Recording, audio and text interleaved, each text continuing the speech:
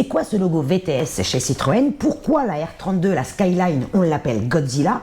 Ferrari et Porsche auraient-ils le même cheval cabré sur leur logo? Tu l'as compris, c'est l'épisode 3 des légendes auto de Jess. On commence avec Ferrari et Porsche. Auraient-ils le même cheval cabré sur leur logo? Je te raconte. Tout commence lors de la Première Guerre mondiale, lorsque l'aviateur Francesco Baracca décide de mettre un cheval cabré sur le fuselage de son avion. C'était considéré comme un porte-bonheur à l'époque. Il y a plein de légendes qui courent à ce sujet-là. La première raconte qu'il aurait vu ce cheval cabré dessiné sur le fuselage d'un avion allemand déjà écrasé. Une autre légende raconte qu'il aurait lui-même abattu cet avion allemand et que ce cheval cabré sur l'avion allemand seraient les armoiries de Stuttgart. Et les armoiries de Stuttgart contiennent bien évidemment un cheval cabré. Mais d'autres légendes bien plus fiables existent. Donc même si Francesco Baracca était le meilleur pilote de chasse de son époque, il a commencé dans un régiment qui s'appelle le Piemonte Reale en tant que cavalier. C'est un petit peu le cursus classique à l'époque, on commençait en tant que cavalier avant d'être pilote de chasse. Et ce blason, l'armoirie du Piemonte Reale, comprend justement un cheval cabré. Donc il se serait plutôt inspiré de ce blason plutôt que le blason de la ville de Stuttgart. Mais il y a une autre légende encore plus fiable. Francesco Baracca est issu d'une famille richissime, italienne, très ancienne à l'époque, qui est propriétaire de plusieurs chevaux, de plusieurs haras, et donc son blason familial arbore également un cheval cabré. Donc il se serait plutôt inspiré de son propre blason familial, tout simplement. Et c'est cette légende-là qui est la plus fiable, qui est appuyée par la suite de l'histoire. Francesco meurt au combat en 1918 et le 17 juin 1923, ses parents assistent à une course automobile qui s'appelle la Coppa delle Alpi, donc la course des Alpes, qui a lieu à Ravenne en Italie et remportée par un certain Enzo Ferrari, au volant d'une Alfa Romeo à l'époque, bien évidemment. Lors du banquet qui suit la course, les parents de Francesco Baracca se retrouvent à discuter avec Enzo Ferrari. Et lors de cette conversation, la maman de Francesco Baracca lui aurait offert le droit d'utiliser le blason porte-bonheur de son fils pour le mettre sur ses voitures en tant que porte-bonheur. Donc si elle lui offre le droit d'utiliser le blason de son fils, la notion de droit corrobore un peu plus la légende que ce serait son blason familial. Et c'est 8 ans plus tard que l'on voit apparaître pour la première fois un cheval cabré sur les voitures d'Enzo Ferrari et plus exactement sur les 10 Alfa Romeo de la Scuderia Ferrari au Mille Miglia en 1931. Donc même s'il y a une réelle ressemblance entre les deux chevaux cabrés sur le logo Ferrari et Porsche, la légende raconte, ou en tout cas c'est ce que Porsche raconte, c'est que sur son logo ce serait une jument, alors que sur le logo Ferrari c'est plutôt un étalon et qui d'ailleurs doit avoir à tout prix un angle de 58 degrés. Puisqu'on est chez Ferrari, on y reste.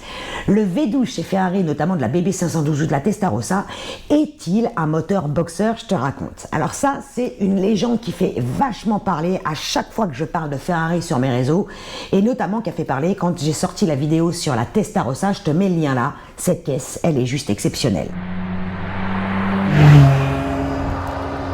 Je viens de faire 3-2. Et c'est de l'émotion. Elle a un qui est énorme. Je vais te parler des fameux 12 cylindres Atmo à 180 degrés des Formule 1 de Ferrari de 1970 à 1980.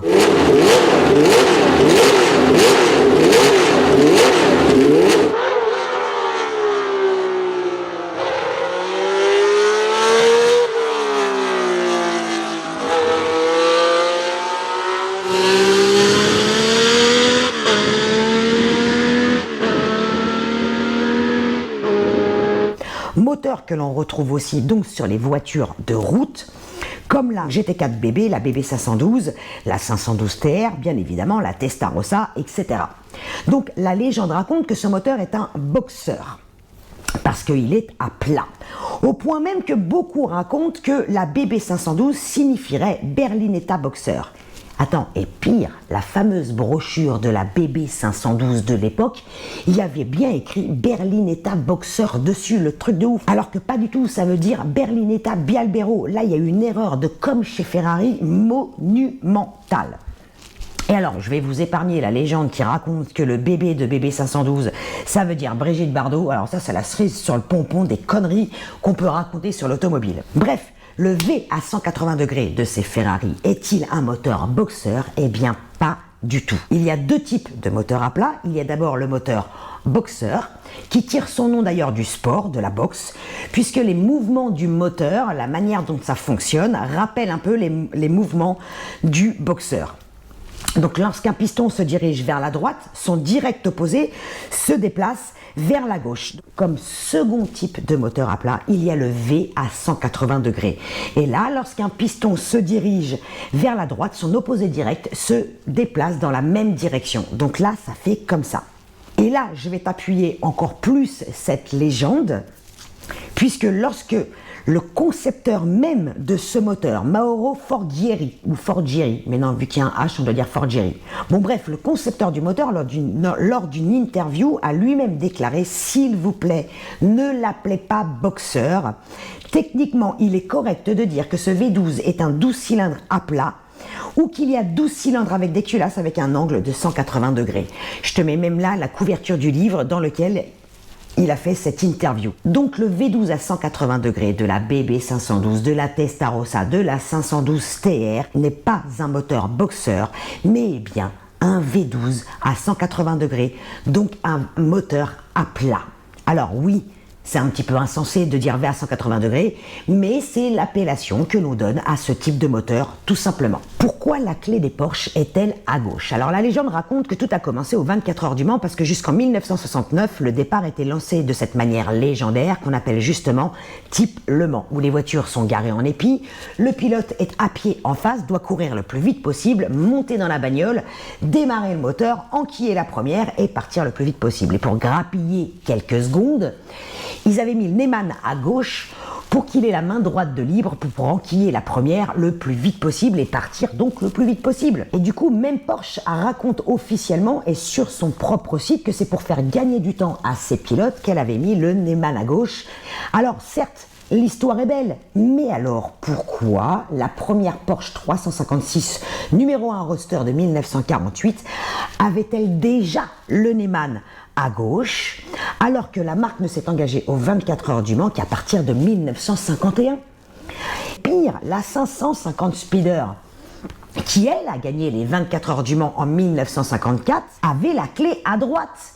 Donc la légende est un peu bancale, elle est belle certes, mais l'autre légende bien plus fiable, mais malheureusement bien moins glamour, à la sortie de la Seconde Guerre mondiale, il fallait faire des économies et le placement du Neyman à gauche et de la clé à gauche permettait d'économiser des longueurs de câbles. Cette solution technique est restée jusqu'à aujourd'hui et en réalité, qu'importe la raison, puisque aujourd'hui la clé à gauche est quand même devenue la vraie signature de Porsche. Alors pourquoi on surnomme la Skyline R32 Godzilla? Alors déjà, Godzilla c'est quoi? Godzilla c'est l'un des symboles de la culture populaire japonaise les plus connus au monde.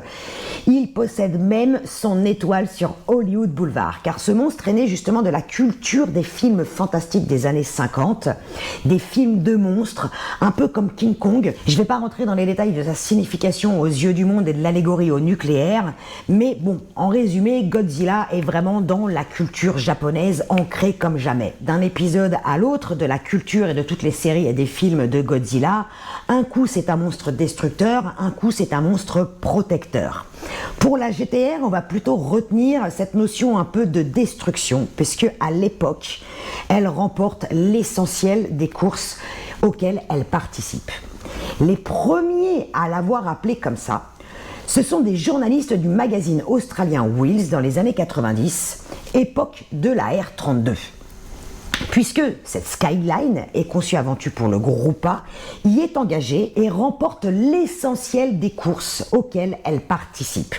Alors certes, ça m'a valu sur Instagram pas mal d'embrouilles puisque il y en a plein qui racontent que la R32 en fait n'est pas du tout à la hauteur de sa légende. Alors certes, peut-être que techniquement elle était en retrait, certes ses résultats, vu qu'elle n'avait pas de réelle concurrence, sont un peu bafouée, où elle ne mérite pas finalement le palmarès qu'elle a remporté puisqu'elle était un petit peu seule dans ces catégories, c'est pas le sujet de cette légende. Moi, là, ma légende, c'est bien le pourquoi du comment on la surnomme Godzilla et qui l'a fait. Parce qu'à l'époque, elle remporte le championnat australien des voitures de tourisme en 90, 91, 92, les 1000 km de Bathurst en 91, 92, les 24 heures de Spa en 91, le JTCC 4 années de suite. Donc bref, qu'importe à savoir si techniquement elle n'était pas à la hauteur, le palmarès est là bien présent et donc c'est la raison pour laquelle les journalistes du magazine australien Wheels décident de l'appeler Godzilla et c'est resté jusqu'à aujourd'hui.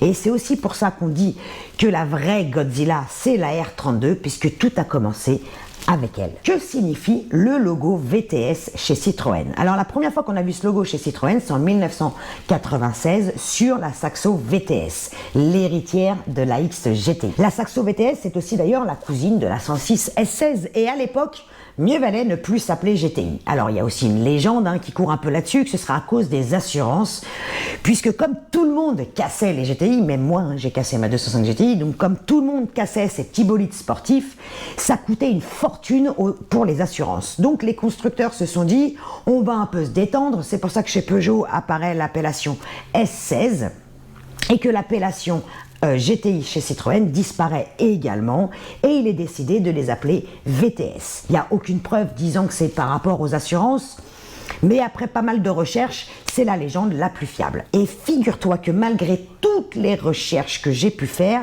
j'ai jamais vu rien d'écrit d'officiel, même sur les brochures de Citroën, dans les dossiers de presse de l'époque, etc., qui dit bien que VTS signifie ça. Malgré toutes ces recherches, j'ai retenu les légendes les plus fiables. Alors, il y a déjà VTS qui signifierait vitesse quand on le dit vite. Donc ça, c'est une des légendes les plus courantes. Et il y a deux légendes pour moi très fiables. Ce serait VTS comme véhicule tourisme sport ou alors véhicule tonique sportif. Alors, tonique au départ, je ne l'avais pas trop retenu parce que je trouve ça un petit peu laid et pas très crédible en fait pour une voiture sportive. Mais vu qu'il y avait déjà l'appellation chez Citroën de l'AX tonique, il y a une espèce de fiabilité du coup qui s'installe pour cette légende. Mais véhicule tourisme sport, ça me paraît aussi bien fiable puisque le mot tourisme comme GT, tu sais, GT ça veut dire grand tourisme, là c'est un petit peu plus fiable. Et du coup, ça deviendrait pour VTR, qui est l'appellation inférieure, le R serait plutôt pour routier et pas pour racing, puisque la finition VTR est en dessous de VTS. Si toi t'as entendu des légendes, n'hésite pas à me le dire en commentaire, mais on va dire que VTS signifie véhicule tourisme sport ou véhicule tonique sportif. Qui a inventé le pneu? En fait, l'invention du pneu est le fruit de 4 inventions simultanées réparties sur plusieurs décennies.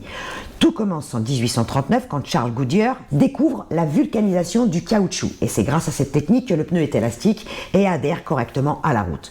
Ensuite, il y a un certain Robert William Thomson qui est le premier à imaginer le pneu avec des bandes de caoutchouc fixées sur la roue d'un vélo. Il dépose son brevet en 1846, mais son invention est trop rudimentaire et pas résistante dans le temps, et le mec il abandonne. En 1887, John Boyd Dunlop ajoute aux roues d'un vélo, les roues à l'époque étaient encore en bois, des tubes en caoutchouc remplis d'air. Il dépose le brevet du pneu à air le 7 décembre 1888, mais le problème c'est que son pneu n'est pas démontable, il est fixé à la jante, donc c'est vraiment compliqué à changer. Et enfin en 1891, Édouard et André Michelin règlent ce problème en brevetant le pneu démontable. Ils testent d'ailleurs leurs pneus sur la course cycliste Paris-Brest. Et en 1899, la fameuse Jamais Contente est équipée de pneus Michelin lors de son record. Tu sais, c'est la première voiture au monde à dépasser les 100 km/h. Et tu sais quoi, la Jamais Contente? Eh ben, c'était une voiture électrique. J'espère que cette vidéo t'a plu et que t'as appris plein de trucs. Oublie pas de t'abonner, ça me donne de la force. Oublie pas aussi de me donner des idées de légendes que tu veux que je te raconte en commentaire. Et rendez-vous le mois prochain pour l'épisode 4.